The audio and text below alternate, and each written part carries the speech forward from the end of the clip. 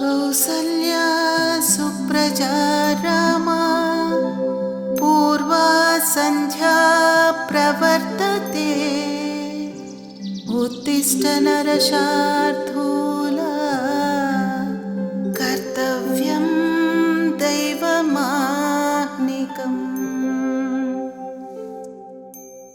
శ్రీరాముడి ధర్మపథం అపూర్వ గ్రంథం 21వ అధ్యాయం తాటక సంహారం.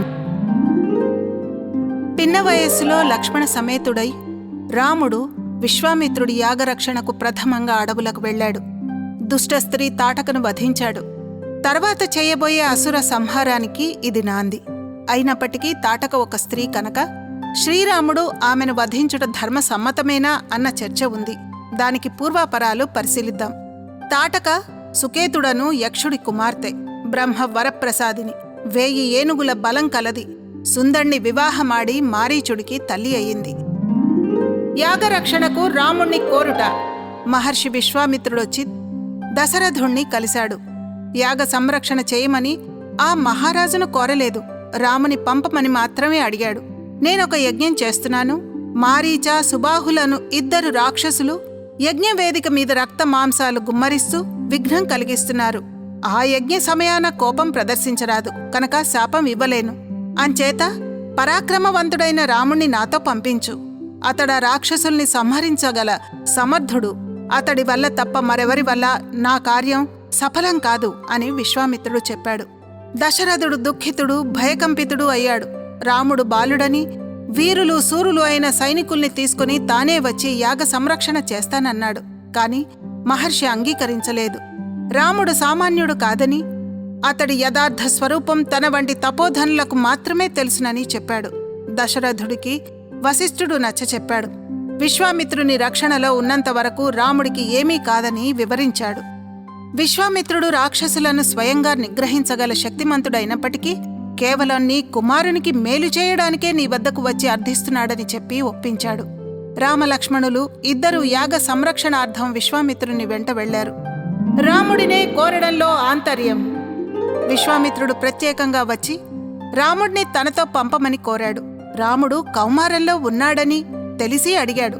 పూర్తిగా విద్యలు నేర్పలేదని, శత్రువుల బలాబలాలు గుర్తించలేడని, అస్త్రబలం సంపాదించలేదని దశరథుడు వివరించాడు.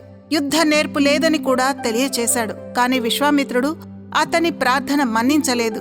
రాముణ్ణే పంపించమని పట్టుబట్టాడు. దానికి 2 కారణాలున్నాయి. 1, అసుర సంహార యజ్ఞానికి రాముడిచే శ్రీకారం చుట్టించాలి. 2, అతడికి దివ్యాస్త్రాలిచ్చి రావణ వధకు సంసిద్ధం చెయ్యాలి. రావణుని గురించి విశ్వామిత్రుని చేత బాలకాండలోనే చెప్పించాడు వాల్మీకి మహర్షి. రావణుడనే రాక్షసుడు మహాబలవంతుడు. బ్రహ్మ నుండి వరాలు పొంది ముల్లోకాలను బాధిస్తున్నాడు. ఆ రాక్షసరాజు స్వయంగా యజ్ఞ విఘ్నం చెయ్యడు. కాని అతని చేత ప్రేరేపింపబడిన మారీచుడు సుబాహువు చేస్తారు. అంటే రావణ వధ లక్ష్యం రాముడిదే కాదు, రామ జన్మది కూడా. ప్రయోగాలు.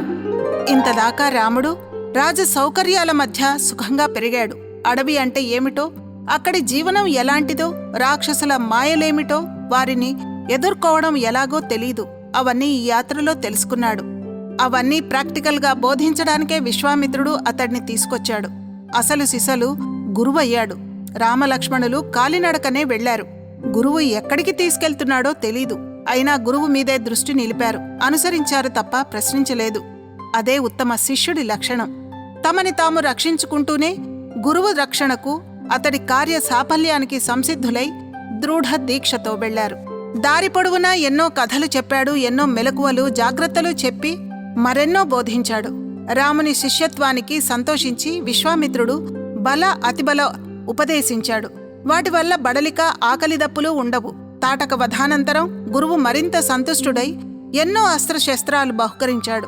రాముడు మహావీరుడు అయ్యేందుకు బలమైన పునాది వేశాడు. కౌసల్య సుప్రజ రామ. విశ్వామిత్రుడు రామలక్ష్మణులను యాగ సంరక్షణార్థం తీసుకువెళ్తున్నప్పుడు చెప్పింది ఈ శ్లోకం. కౌసల్య సుప్రజ రామ పూర్వా సంధ్యా ప్రవర్తతే उत्तिष्ठ नरशार्दूला कर्तव्यं दैवमाह्निकम्। కౌసల్యాదేవి సుపుత్రుడివైన ఓ రామా, తూర్పు తెలతెలవారుతోంది. నీవు ఎన్నో కార్యక్రమాలు నిర్వహించాల్సి ఉంది అంటూ మేల్కొల్పుతాడు. ఈ శ్లోకంతోనే శ్రీ వెంకటేశ్వర సుప్రభాతం ప్రారంభమవుతుంది. ఇది రాముడి కోసమే చెప్పినా జనం జాగృతమై ఉన్నత కార్యాలు చేయాలన్న ఉద్బోధ ఇందులో ఇమిడి ఉంది. మలద కరూస దేశాలు. రామలక్ష్మణ సమేతుడై ఒక భయంకర వనంలో ప్రవేశించాడు విశ్వామిత్రుడు. ఆ వనం గురించి చెబుతూ దేవతలు నిర్మించిన మలదము, కరూసము అనే 2 సమృద్ధములైన దేశాలు ఆ ప్రాంతంలో ఉండేవి. వృత్తాసురుని ఇంద్రుడు చంపగా బ్రహ్మహత్య పాపం అతన్ని చుట్టుముట్టింది. దాన్ని ఇక్కడ మహర్షులు పోగొట్టారు. తన అశుచిత్వం, ఆకలి గైకున్న ఈ ప్రదేశం సర్వసమృద్ధాలై ఖ్యాతిని పొందుతాయని ఇంద్రుడు వరమిచ్చాడు. కొంతకాలానికి స్వేచ్ఛారూపధారిణి అయిన యక్షిణి ఆవిర్భవించింది. ఆమెయే తాటక. ఆమెకు 1000 ఏనుగుల బలముంది. ఆమె సుందుని భార్య. మారీచుడు అనే రాక్షసుడు ఆమె కుమారుడు. అతడు భయంకరాకారుడు, ప్రజల్ని బాధిస్తుంటాడు. నిత్యం తాటక ఈ మలద కరూస దేశాల్ని నశింపచేస్తోంది. ఆమె ఇక్కడికి దగ్గరలో ఉన్న తాటక వనంలో నివసిస్తోంది. అక్కడికి ఎవరూ వెళ్లలేరు. క్రూరురాలైన తాటకచే ఈ వనం పాడుబడుతోందని, ఆమెని వధించమని విశ్వామిత్రుడు రాముడికి ఆదేశం ఇచ్చాడు. తాటక బలం. ఒక అబలకు 1000 ఏనుగుల బలం ఎలా వచ్చింది అని రాముడు ప్రశ్నించగా తాటక కథ వివరించాడు విశ్వామిత్రుడు. సుకేతుడు అను యక్షుడు సంతానార్థం తపస్సు చేయగా బ్రహ్మదేవుడు తాటక అనే కన్యారత్నాన్ని ప్రసాదించాడు. ఆమెకు 1000 ఏనుగుల బలం కూడా ఇచ్చాడు. కాని సుకేతుడికి పుత్రుడిని ఇవ్వలేదు బ్రహ్మ.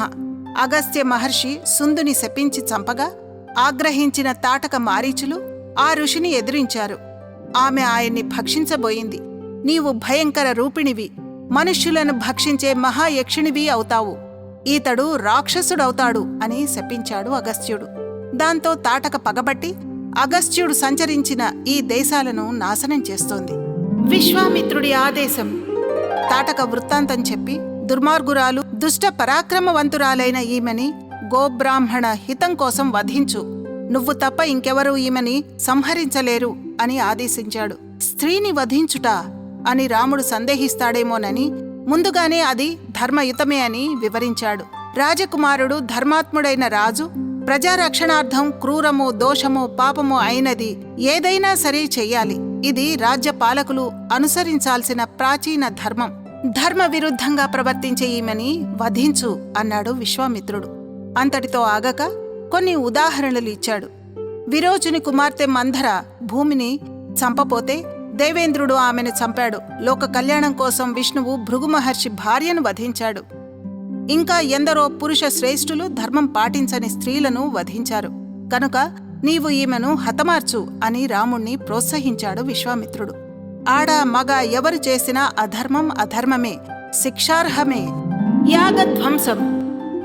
తాటకికి ఋషుల యాగధ్వంసం చేయాల్సిన అవసరం, అగత్యం ఏమిటి? లంకలో రావణుడు, ఇంద్రజిత్తు ఏవో యాగాలు చేస్తూనే ఉంటారు. మరిక్కడ ఎందుకు వ్యతిరేకిస్తోంది? నిజానికి ఆ యాగాల వల్ల ఆమెకు వచ్చిన నష్టం ఏమీ లేదు. అది ఆమె స్వంత భూమి కాదు. ఆమెను అక్కడి నుంచి వెళ్లగొట్టాలని ఎవరూ ప్రయత్నించనూ లేదు. అయినా తాటక వ్యతిరేకించింది, అడ్డగించింది. ఎందుకంటే దండకారణ్యం తనది అని ఒక నియమం ఏర్పరచుకుంది. అక్కడ ఎవరు ఏమి చేసినా ఆమెకు నచ్చదు, సహించదు. తాటక దుర్మార్గురాలు. కొడుకు మారీచుని, అతడి మిత్రుడు సుబాహువుని చెడగొడుతోంది, పురిగొలుపుతోంది. యక్షజాతికి చెందినదై ఉండి కూడా రాక్షసుణ్ణి పెళ్లాడింది, రాక్షసంగా వ్యవహరించసాగింది. రాముడి నిర్ణయం. విశ్వామిత్రుడు చెప్పినట్లు చెయ్యి అని తండ్రి దశరథ మహారాజు ఆజ్ఞను గురించి చెప్పి, మా తండ్రి గారి ఆజ్ఞ వలన, ఆయన మాటల మీద గల గౌరవం వల్ల, నీ ఆదేశం వల్ల తాటక వధ నిస్సందేహంగా చేయాల్సిందే అన్నాడు రాముడు. అటు తండ్రి ఆజ్ఞ, ఇటు బ్రహ్మర్షి ఆదేశం రెండూ పాటిస్తానని చెబుతూ ఏమన్నాడంటే, గోబ్రాహ్మణుల సుఖం కోసం, ఈ దేశ సౌఖ్యం కోసం మీ ఆజ్ఞ ప్రకారం చేయటానికి సిద్ధంగా ఉన్నాను. ఆ వెంటనే ధనస్సు ఎత్తి పట్టుకుని టంకారధ్వని చేశాడు రాముడు. అంటే రణానికి శంఖం ఊదాడు. తాటక దాడి. ఎప్పుడైతే రాముడు టంకారధ్వని చేశాడో తాటక కోపావేశంతో ఊగిపోతూ ఆ ప్రదేశానికి వచ్చింది. పెద్ద దేహంతో భయంకరంగా, క్రూరంగా ఉందామె. భయంకరంగా ఉన్న తాటకిని రామలక్ష్మణులు చూశారు. స్త్రీ గనుక ఈమెను చంపకుండా ముక్కు చెవుల్ని ఖండించి వెనక్కి మళ్ళేట్టు చేస్తాను అన్నాడు రాముడు లక్ష్మణునితో. రాముడు మాట్లాడుతుండగానే తాటక గర్జిస్తూ అతడి మీదికి దూసుకొచ్చింది. విశ్వామిత్రుడు హుంకారంతో ఆమెను నిలిపాడు. చీకట్లు కల్పించి క్షణకాలం రామలక్ష్మణుల్ని దిక్కుతోచని వారిని చేసింది. పిమ్మట శిలావర్షం కురిపించింది. రాముడు శిలల్ని శరపరంపరతో అడ్డుకున్నాడు. అయినా సరే ఆమె మీదకు రాగానే ఆమె హస్తాలను ఛేదించాడు. నేలమీద పడి భయంకరంగా గర్జిస్తుంటే తాటక ముక్కు చెవులు ఖండించాడు లక్ష్మణుడు. ఆమె స్త్రీ కనుక అందవిహీనురాలిని చేసి ఎలాగైనా వెనక్కి మరలించాలన్నది రాముని సంకల్పం. అనగా ఆమెను చంపకుండా చచ్చిన దానిలా చేయాలనుకున్నాడు. ఆ సంగతి ఆమె గ్రహిస్తే క్రూర రాక్షసి అవ్వదు కదా. విజృంభించిన తాటక. రామలక్ష్మణుల చేష్టకు తాటక రెచ్చిపోయింది. ఇచ్ఛారూపం ధరిస్తూ శిలావర్షం కురిపించింది. ఈమెపై జాలి చూపాడు. యజ్ఞాలను విఘ్నం చేసే దుష్టురాలు, సంధ్యాకాలంలో రాక్షసుల బలం రెట్టింపవుతుంది కనుక ఆలోగానే వధించు అని విశ్వామిత్రుడు ఉద్బోధించాడు. తాటక గర్జిస్తూ పిడుగులా వచ్చి మీద పడబోతే రాముడు ఆమె వక్షస్థలం మీద శబ్దభేది బాణాన్ని ప్రయోగించాడు. ఆమె నేల కూలి మరణించింది.